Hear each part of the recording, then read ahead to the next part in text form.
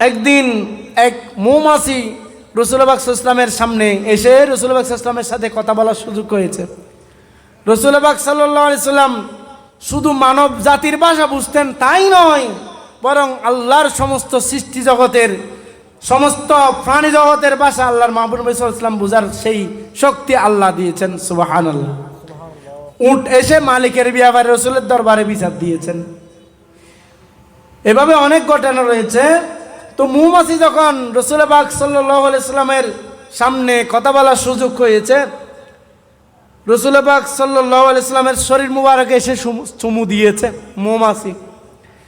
রাসূল পাক সাল্লাল্লাহু আলাইহি ওয়াসাল্লাম বলেন, ও মৌমাছি, তোমার থেকে একটি কথা জানতে চাই, তুমি কিভাবে মধু তৈরি করো?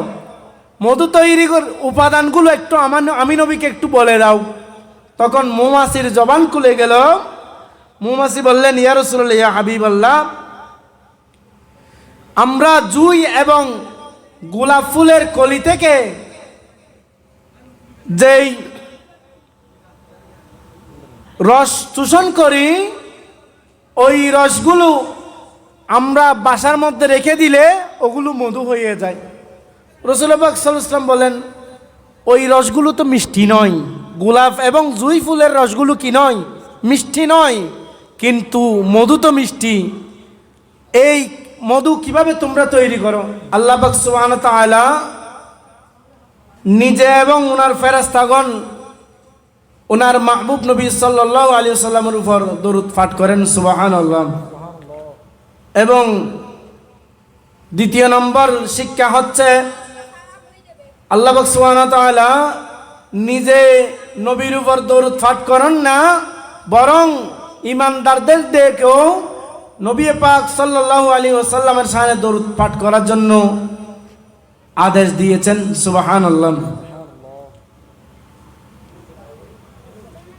আল্লাহ পাক সুবহানাহু ওয়া তাআলা ফেরেশতাদেরকে নিয়ে নবী পাক সাল্লাল্লাহু আলাইহি ওয়াসাল্লামের শানে দরুদ শরীফ পাঠ করার বিষয় ঘোষণা করার মানে হচ্ছে এটার গুরুত্ব বাড়িয়ে দেওয়া। সুবহানাল্লাহ। তার মানে এই দেশের মধ্যে যদি দেশের যিনি প্রধানমন্ত্রী, উনি যদি কোনো জনগণকে কোনো কাজ করার আদেশ দেন অথবা কোনো প্রজ্ঞাপন জারি করেন,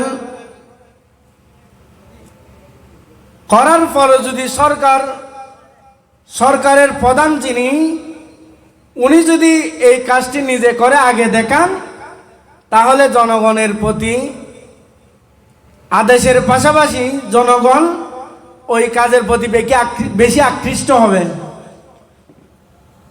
কারণ শুধু সরকার প্রধান আদেশ দেননি, বরং উনি নিজেই করতেছেন। ঠিক তদ্রূপ আমরা এই আয়াত থেকে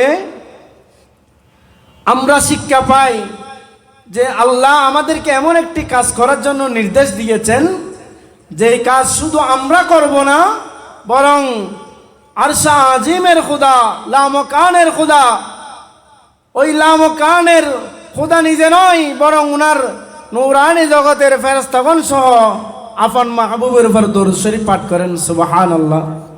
তাহলে দরুদ শরীফ সেটা কোনো ছোটখাটো আমল নয়, এটি এমন একটি আমল যেই আমল আল্লাহ এবং ওনার ফেরেশতাগণ করে থাকেন, করতেছেন, কিয়ামত পর্যন্ত করবেন।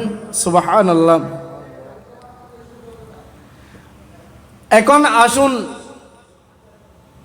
দরুদ শরীফ এমন একটি কাজ, যেই কাজ বান্দা এবং সৃষ্টিকর্তা দুইজনেই এই কাজের সাথে সম্পৃক্ত। কারণ আমরা বান্দা হিসেবে আমাদেরকে আল্লাহ প্রেরণ করেছেন। কোরআনের মধ্যে বলেছেন, বিসমিল্লাহির রহমানির রহিম, ওয়া মা খালাকাতুল জিন্না ওয়াল ইনসা ইল্লা লিয়াবুদুন। আল্লাহ পাক সুবহানাহু ওয়া তাআলা কোরআন কারীমের মধ্যে বলেছেন, আমি আমার বান্দা এবং জিনকে সৃষ্টি করেছি, মানুষ এবং জিনকে সৃষ্টি করেছি একমাত্র আমি রবের ইবাদত করার জন্য।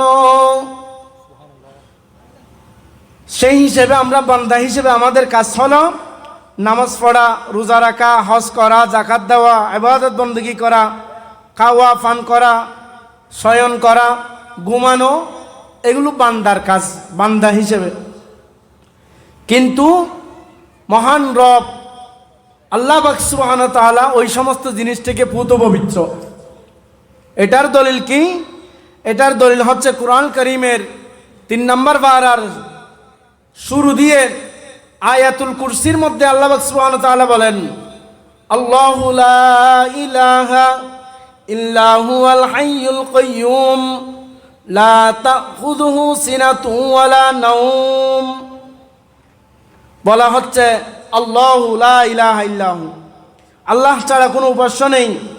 আল হাইয়ুল কাইয়্যুম, তিনি চিরঞ্জীব। লা তাখুযুহু সিনাতুন ওয়ালা নাওম,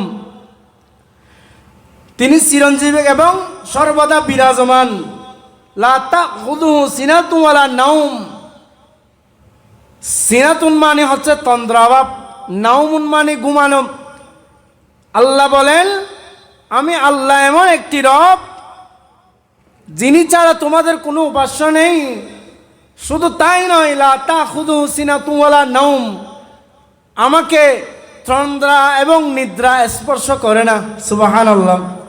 তাহলে ঘুম, জীবনী, খাওয়া দাওয়া, ইবাদত বন্দেগী সব কিছু বান্দার জন্য খাস, আল্লাহর জন্য না। আল্লাহ এগুলোর থেকে পুত পবিত্র। তার কারণ কি? তার কারণ হচ্ছে আল্লাহ হলেন খালেক, সৃষ্টিকর্তা, আমরা হলাম মাখলুক, আমরা সৃষ্টি। আল্লাহ হচ্ছেন মাবুদ, আমরা হচ্ছে আবদ, আমরা আবদ। আল্লাহ সৃষ্টিকর্তা, আমরা সৃষ্টি।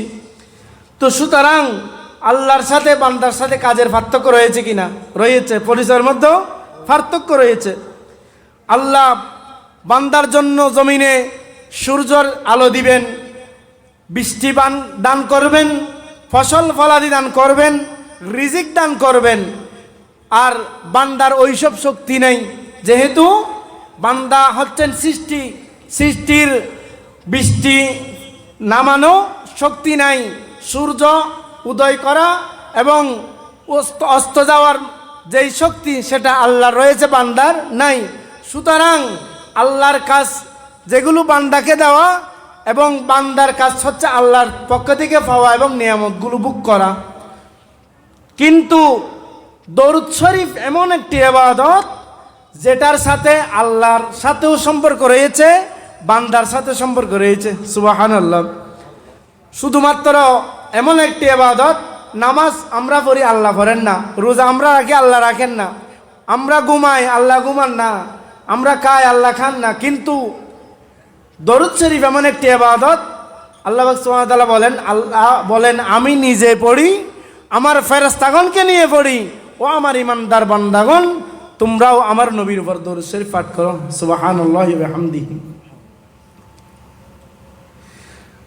এবার আসুন হাদিসে পাকের দিকে যাই। দরুদ শরীফের কেন এমন গুরুত্ব? আল্লাহর মাহবুব নবী সাল্লাল্লাহু আলাইহি ওয়াসাল্লাম ইরশাদ করেছেন, হযরতে মাওলা আলী শেরে খুদা রাদিয়াল্লাহু তাআলা আনহু থেকে বর্ণিত হাদিস। তিনি বলেন, ইন্না রাসূলুল্লাহ সাল্লাল্লাহু আলাইহি ওয়াসাল্লাম ক্বালা ইন্নাল বাখলি মান যুকিরতু ইনদাহু ফালাম ইউসাল্লি আলাইয়া। রাসূল পাক সাল্লাল্লাহু আলাইহি ওয়াসাল্লাম ইরশাদ করেছেন, নিশ্চয় তোমাদের মধ্যে ওই ব্যক্তি সবচেয়ে বড় বখিল, ওই ব্যক্তি সবচেয়ে বড় কৃপণ, যার সামনে আমি নবীর নাম নেওয়া হলো। মান যুকিরতু ইনদাহু, যার ভাষা আমি নবীর, যার সামনে আমি নবীর নাম নেওয়া হলো। ফালাম ইউসাল্লি আলাইয়া, ওই ব্যক্তি আমি নবীর উপর দরুদ শরীফ পড়ে নাই। আমি নবী ঘোষণা দিচ্ছি, তোমাদের মধ্যে সবচেয়ে বড় কৃপণ হচ্ছে ওই ব্যক্তি। নাউজুবিল্লাহ। তাহলে আল্লাহর মাহবুব নবী সাল্লাল্লাহু আলাইহি ওয়াসাল্লামের নাম নেওয়ার সাথে সাথে, শোনার সাথে সাথে উম্মতের যেই কাজটি অতীব জরুরি, সেটি হচ্ছে রাসূল পাক সাল্লাল্লাহু আলাইহি ওয়াসাল্লামের উপর কি করা? দরুদ শরীফ পাঠ করা। শুধু তাই নয়, মিশকাত শরীফের ৮৬ নম্বর পৃষ্ঠার মধ্যে আল্লাহর মাহবুব নবী সাল্লাল্লাহু আলাইহি ওয়াসাল্লাম আরো ইরশাদ করেছেন, রগিমা আনফু রজুলিন যুকিরতু ইনদাহু ফালাম ইউসাল্লি আলাইয়া। রাসূলুল্লাহ সাল্লাল্লাহু আলাইহি ওয়াসাল্লাম বলেন, ওই ব্যক্তির নাক দুলায় অবলম্বিত হোক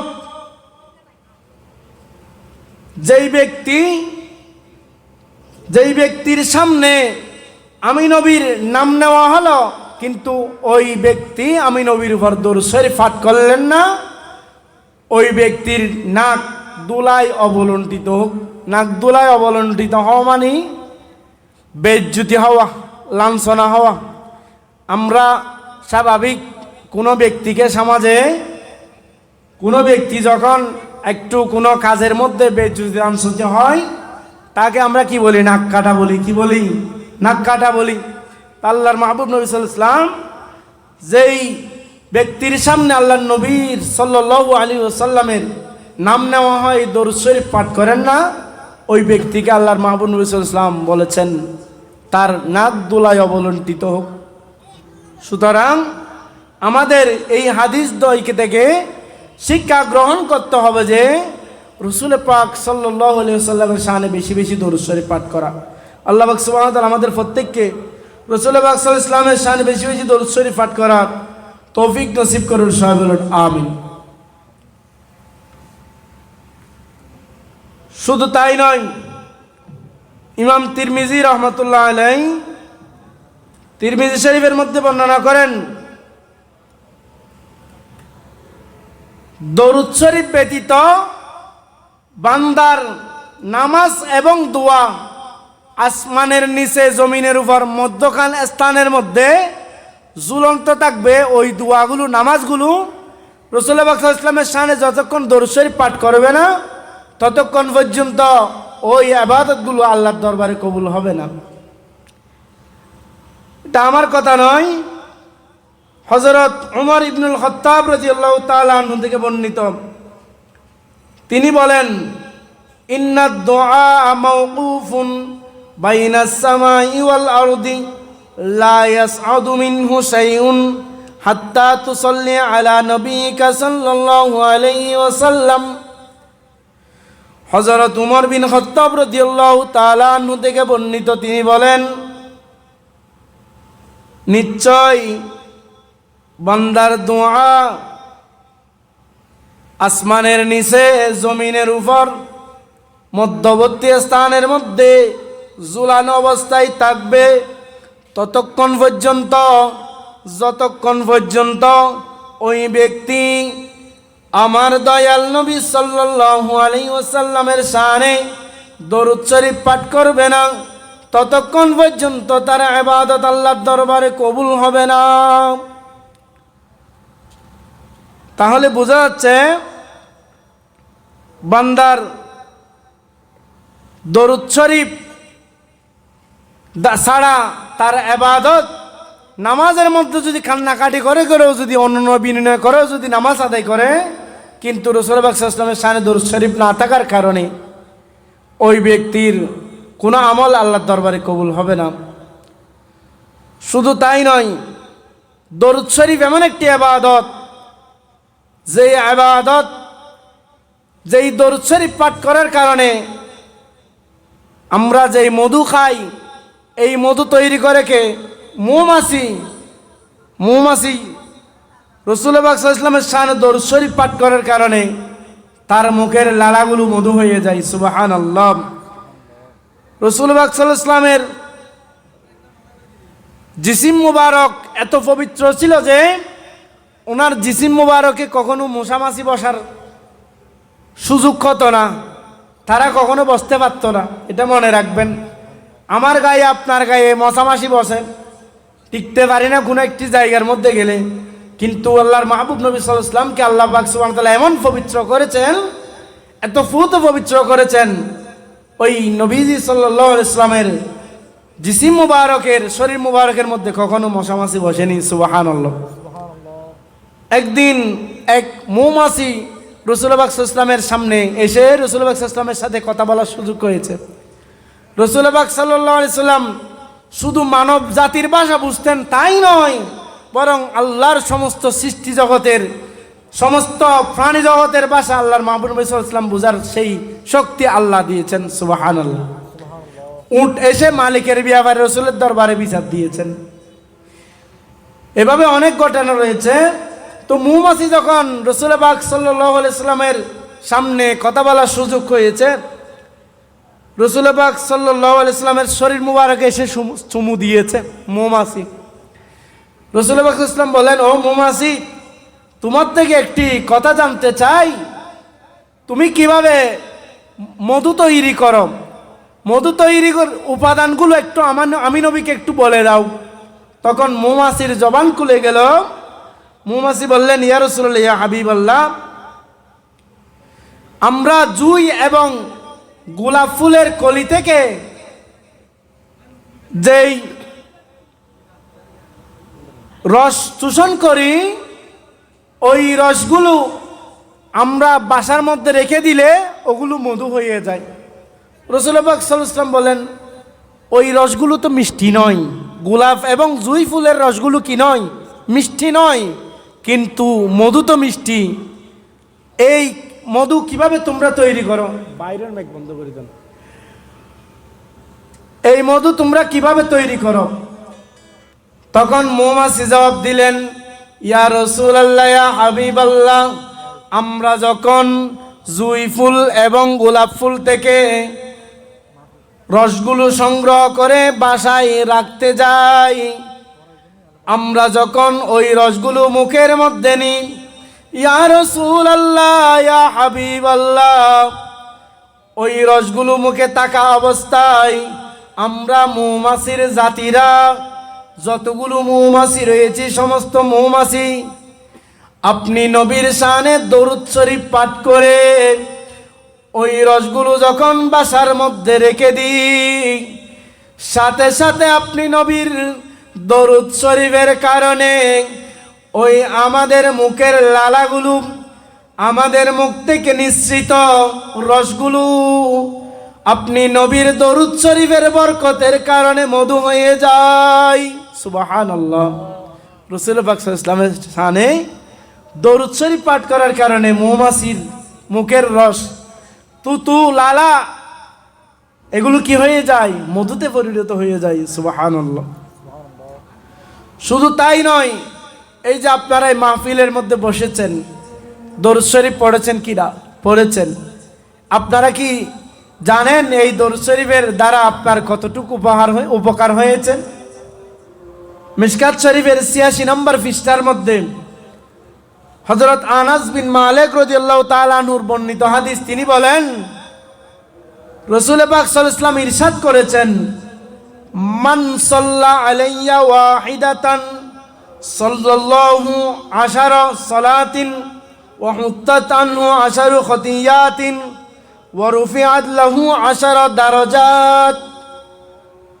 রাসূল পাক সাল্লাল্লাহু আলাইহি ওয়াসাল্লাম ইরশাদ করেছেন, যেই ব্যক্তি আমি নবীর শানে একবার দরুদ শরীফ পাঠ করবে, কয়বার? একবার।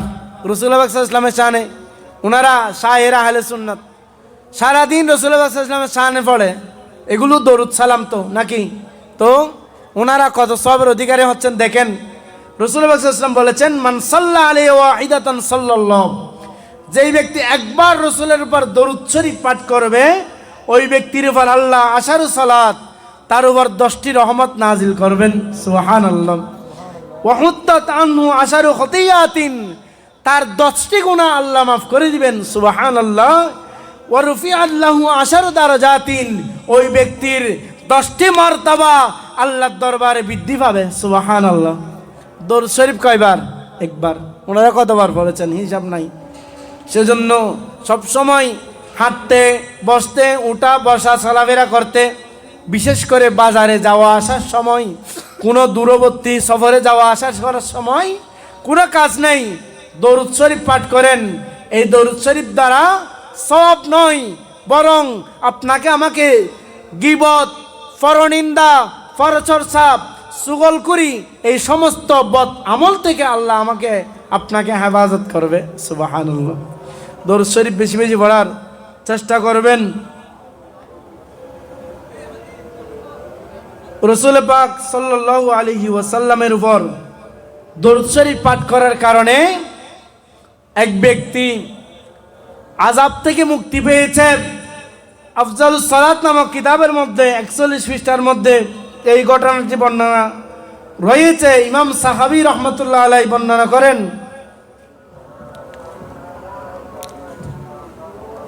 এটা দিবেন আছেন।